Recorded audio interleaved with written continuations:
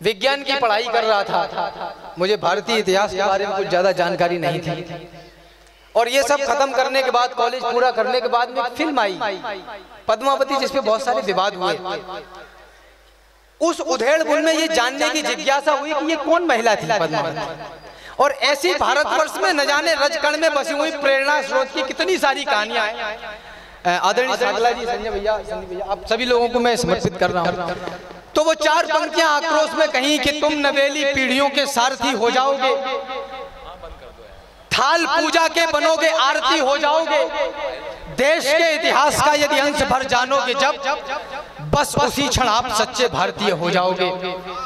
भले ही हम अमृत वर्ष आजादी का मना रहे हों, लेकिन माफ करिए, अभी तक वो स्वतंत्रता पूरी नहीं हुई जिसके लिए भारतीय मनीषा को अपने ऊपर गर्व करना चाहिए। बहुत बढ़िया।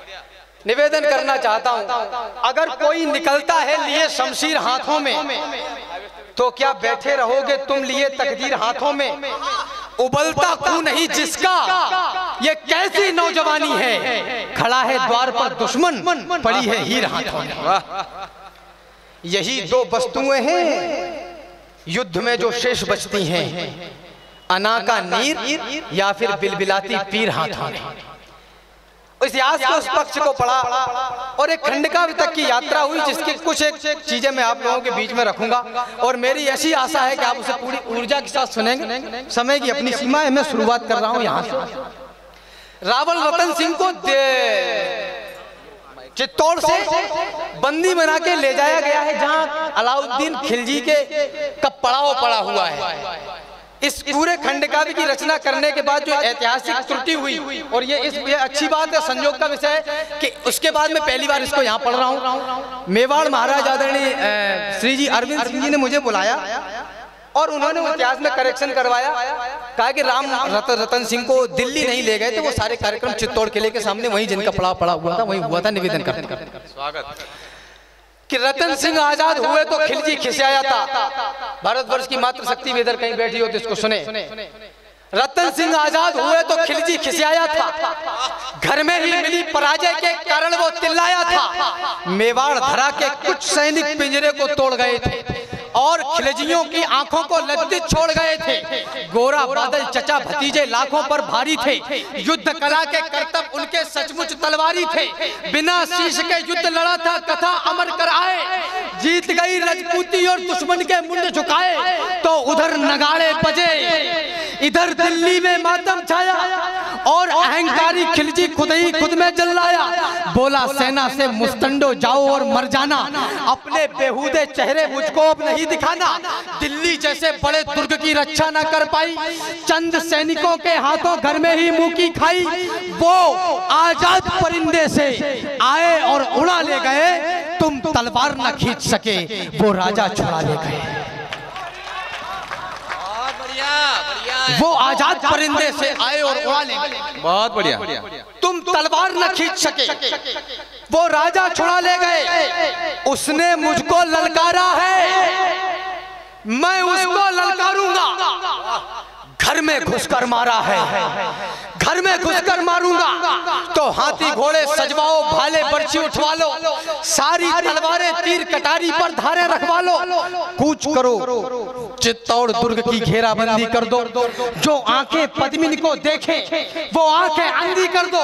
बूढ़े बच्चे विधवाओं पर रहम नहीं तुम खाना, वीरों से ना जीत सको तो छुपकर तीर चलाना। दबे पाओ चित्तौड़ चलो, तुम भनक ना हो दुश्मन को, मैं गर्दन से दूर करूंगा रतन सिंह के तन को। तो खिलजी अपनी सेना लेकर पहुंचा उस माटी में, बलिदानी धरती के ऊपर मेवाड़ी घाटी में। एक मुफ्त सेना को रोका, जोरों से चिल्लाया और कायरों के समूह को एक फरमान सुनाया। बोला सन्मुख दरवाजा तोड़ो, आगे घुस जाओ, मेवाड़ी मान पद्मिनी को मेरे सन्मुख ले आओ। जो ही सैनिक बड़े सभी का सहसा मन अकुलाया, किला नहीं था सन्मुख उनको काल खड़ा दिखलाया। सैनिक बोले माफ करो, हम अंदर ना जाएंगे, है विशाल दरवाजा, इसको तोड़ नहीं पाएंगे।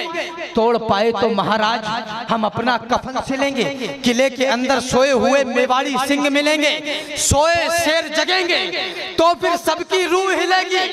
कितनी भी तेज भाग लेना पर दिल्ली नहीं मिलेगी। वक्त अभी झुकने का है, मेरे आका झुक जाओ, सबकी खैर चाहते हो तो बाहर ही रुक जाओ। वाह वाह। चित्तौड़ दुर्ग दुर्गों का राजा, अंबर सी ऊंचाई, इस पर गर्व करना भूतो न भविष्य। चित्तौड़ दुर्ग दुर्गों का राजा, अंबर से ऊंचाई, पैदल घूमो तो उम्र गुजर जाए, इतनी लंबाई से भी विशाल थी रावल की प्रभुताई, प्रभुताई से बहुत कठिन थी पद्मिनी की ठकुराई के आगे खिलजी विवश दिखाई पड़ता। किला बेद लेने वाली वह नित्य नीतियां गढ़ता, किंतु किले की उस दृढ़ता का वाह वाह क्या कहना। 8 माह तक रेत छानती रही खिलजिया सेना। गुप्तचरों ने देखा और राणा रावल से बोले, पहले सांस संभाली और फिर धीरे से मुंह खोले, बोले हुकुम किले के बाहर काले घन छाए हैं, खिलजी के कायर सियार द्वारे तक चढ़ाए हैं। खिलजी की सारी सेना है थोड़ी दूर किले से। उस रोज खबरिये रतन सिंह के उतरी नहीं गले से। थे महान बलवान किंतु दिल में खलबली मची थी। उस दिन रावल को सचमुच गोरा की कमी खली थी। ऐसा नहीं कि सूर्य चमकना अपना छोड़ गए थे, ऐसा नहीं वो लड़ मरने का सपना तोड़ गए थे, ऐसा नहीं कि शेर मांद में छुप कर बैठ गए थे, ऐसा नहीं शत्रु के भय से चुप कर बैठ गए थे, ऐसा नहीं शत्रु सेना का पहरा सकता हुआ था, ऐसा नहीं कि ठकुराई का डंडा रखता हुआ था, ऐसा नहीं कि राजपुताने में रणवीर नहीं थे, ऐसा नहीं कि रावल के तरकस में तीर नहीं थे, ऐसा नहीं कि उनकी तलवारों पर धार नहीं थी, ऐसा नहीं कि मेवाड़ी मिट्टी खुददार नहीं थी। वाह, जिंदाबाद। एक घनघोर तालियां होनी चाहिए मां पद्मा के लिए। केवल एक यही भय था जो उनको रोक रहा था। आए है, केवल एक यही भय था जो उनको रोक रहा था। इतिहासकारों ने इंगित कर दिया कि दाना पानी खत्म हो गया, किले में कैद कर लिया। जब दाना पानी खत्म हुआ तो लड़ने के लिए आए। मैं उन इतिहासकारों के सामने एक प्रश्न खड़ा करना चाहता हूं। बिना नेतृत्व की सेना, बिना राजा की सेना चंद सिपाहियों के साथ जाकर दुश्मन के जबड़े से अपने राजा को वापस लेके आ सकती है, तो वो 6 महीने तक दुश्मन छाती पर बर्दाश्त नहीं करेगी। अगले दिन किले से बाहर निकलेगी, कलेजा चीर के हाथ में दे देगी। केवल एक यही भय था जो उनको रोक रहा था। मानवता का रक्त बहेगा ये डर टोक रहा था। पर्वत और युद्ध के किस्से और वेश्या का मुख, ये तीनों समुचित दूरी से ही देते सुंदर सुख। कथा युद्ध की सुनने में रमणी लगा करती है, मगर समर्थन में शोणित की धार बहा करती है। बच्चे अनाथ होते हैं, बहुएं विधवा हो जाती हैं, तभी युद्ध की असली सूरत मित्र नजर आती है। तो यही सोचते थे रावल की अगर लड़ाई होगी तो ये सच है दुनिया में अपनी ठकुराई होगी, अपनी ठकुराई होगी तो हर जगह बड़ाई होगी, किंतु बड़ाई की कीमत सचमुच योद्धाई होगी। खिलजी की सेना में हैं जितने भी लड़ने वाले, उनमें से ज्यादातर हैं भारत के रहने वाले। भारत के रहने वालों से हरगिज नहीं भिड़ेंगे, जब तक युद्ध टले टालेंगे तत्पश्चात लड़ेंगे। क्या बात है, जिंदाबाद राम। अद्भुत सभा बुलाई गई और सारे मंत्री बुलवाए। सच्चे महारथी और योद्धा भी दरबार में आए। कोई कहे शत्रु सन्मुख है, रावल देर न करना, और पड़ोसी राजाओं के लिए टेर मत करना। है सच्चा सूरवीर वो ही जो मारे या मरता है। कितने भी स्वान सिंह घेरे पर सिंह नहीं डरता है। मृत्यु वो नहीं जो हमको अपने संग लेकर जाए, मृत्यु वो नहीं जो शरीर से प्राण अलग कर जाए, मृत्यु वो नहीं जो भय का कोई उन्माद उठाए, मृत्यु वो नहीं जो जीवन जीने में आड़े आए। मृत्यु तभी जब कहीं हमारा स्वाभिमान मर जाए, मृत्यु तभी जब हम विपरीत परिस्थिति में डर जाएं। राजन क्षमा, मगर कहता हूं कौन मृत्यु होती है? शत्रु अगर ललकारे तो फिर मौन मृत्यु होती है। जिंदाबाद, जिंदाबाद राम। और योद्धा की तलवार समर में चमत्कार करती है तो मौत खड़ी होकर फिर उसका इंतजार करती है। क्या बात है। रावल बोले चट्टानी योद्धाओं शस्त्र संभालो, करो भुजाली गर्म और फिर दोहरी धार लगा लो। माना दुश्मन अधिक और हम सब संख्या में कम हैं, किंतु विजय या वीर गति चुन लेने में क्या गम है। चलो खिलजियों की अंतिम अरदास मिटाकर आए, चलो समर में योद्धाई की आग लगाकर आए, चलो समंदर में चलकर तूफानों से टकराए, चलो उन्हें योद्धाई वाला खेल खिलाकर आए, चलो बता दें उन्हें युद्ध कैसे जीते जाते हैं। 7 लाख से कुछ हजार किस दम पर टकराते हैं। आए है जिंदाबाद। आज पुकारा मातृभूमि ने, आज दिवस आया है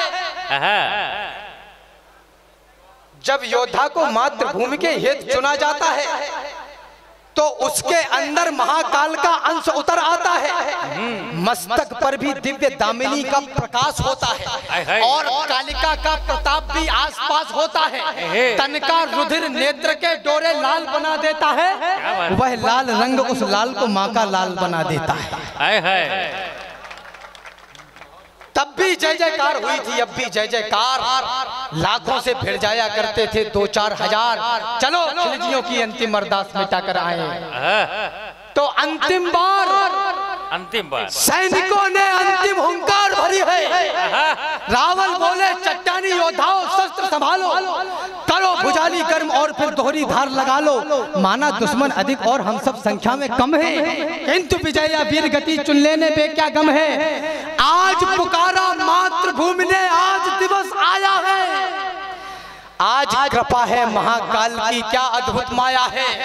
आज देवगण हर्षित होकर हमको देख रहे हैं और स्वर्ग से सुमन हमारे ऊपर फेंक रहे हैं। आज कालिका और दुर्गा का आशीर्वाद मिला है, जन्मभूमि की रक्षा वाला आज प्रसाद मिला है।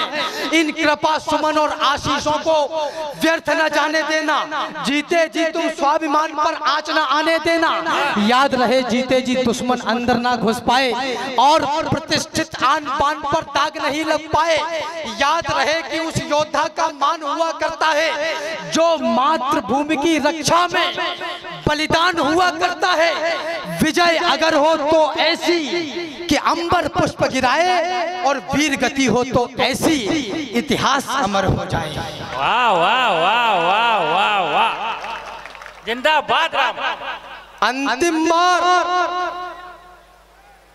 अंतिम बार सैनिकों ने अंतिम हुंकार भरी थी, 10 दिशाओं ने भी अंतिम जय जयकार करी थी। अंतिम ढाल कृपाण कवच, अंतिम रखवाला टीका। निवेदन करना चाहता हूं, आ जाइए आ जाइए। जय हो जय हो जय हो, अद्भुत ही काम हो गया। एक बार जोरदार तालियां बजा दे तो क्या प्यार है। ये स्मृति में रहेगा, हमेशा हृदय स्मृति में रहेगा। निवेदन करना चाहता हूँ। स्वागत। रावल बोले बोले राजन, इसका अभिमान नहीं है। उन्होंने कहा कि जिसको जाना है वो जा सकता है, क्योंकि शाका होगा सुबह, वीर गति निश्चित है। स्वागत। सैनिक बोल पड़े राजन, इसका अभिमान नहीं है, ये दायित्व हमारा है, कोई एहसान नहीं है। क्या बात है। मातृभूमि है माई, तो माई के लिए लड़ेंगे, जिसमें खेले हैं उस अंगनाई के लिए लड़ेंगे, सत्य सनातनता की ऊंचाई के लिए लड़ेंगे, अटल राष्ट्र भारत की प्रभुताई के लिए लड़ेंगे, किसी और के लिए नहीं, भाई के लिए लड़ेंगे, जग में भरत वंश की ऊंचाई के लिए लड़ेंगे। फाटक खुले किले भीतर से लावा फूट पड़ा था। जब जीत सुनिश्चित हो तो युद्ध में मजा नहीं है, आनंद नहीं है। फाटक खुले किले भीतर से लावा फूट पड़ा था, और खिलजियों पर भूखे सिंगों सा टूट पड़ा था। पदचापों से उड़ी धूल धरती को गगन बनाती, मातृभूमि की रक्षा का क्या अनुपम दृश्य दिखाती। हर हर महादेव की ध्वनि से गुंजित हुई दिशाएं, तभी अग्नि की तेज लपट से चलने लगी हवाएं। बड़े काल से हाथ मिलाने, सिर पर कफन लपेटे, आज चले आखेट खेलने एक लिंग के बेटे। तो आसमान बिस बुने हुए बाणों को उगल रहा था और काल भी तीव्र गति से जीवन निगल रहा था। योद्धा अपनी योद्धाई का करतब दिखा रहे थे, माटी और लाल हो गए शोणित मिला रहे थे। उस रोज मौत रणभूमि में कईयों मौतें मरती थी, तलवार ढाल से टकराती थी, टंकारे भरती थी। उस रोज दामिनी भाले के नौकों से खेल रही थी और कालिका स्वयं स्वर्ग से रक्त उड़ेल रही थी। जिंदाबाद जिंदाबाद। बताओ बताओ, देखो जोरदार तालियां बजाओ भाई। सिगरी स्वागत पहली बार देखा है, पूरा टोली आई है। जय हो जय हो जय हो। इतना स्वागत तो इसका सगाई के टाइम पे नहीं हुआ था। यहाँ के बच्चे सारे के सारे अद्भुत हैं। फोटो भी खींचो भाई। और भी कोई परिवार के साथ आए तो आ जाया करो। नहीं, आज जन्मदिन है, छूट है। एक छंद पढ़ना चाहता हूँ इस श्रृंखला में। पढ़ो सर, जब तक मंत्री जी आएंगे तब तक मैं और यही पूरी करो पहले।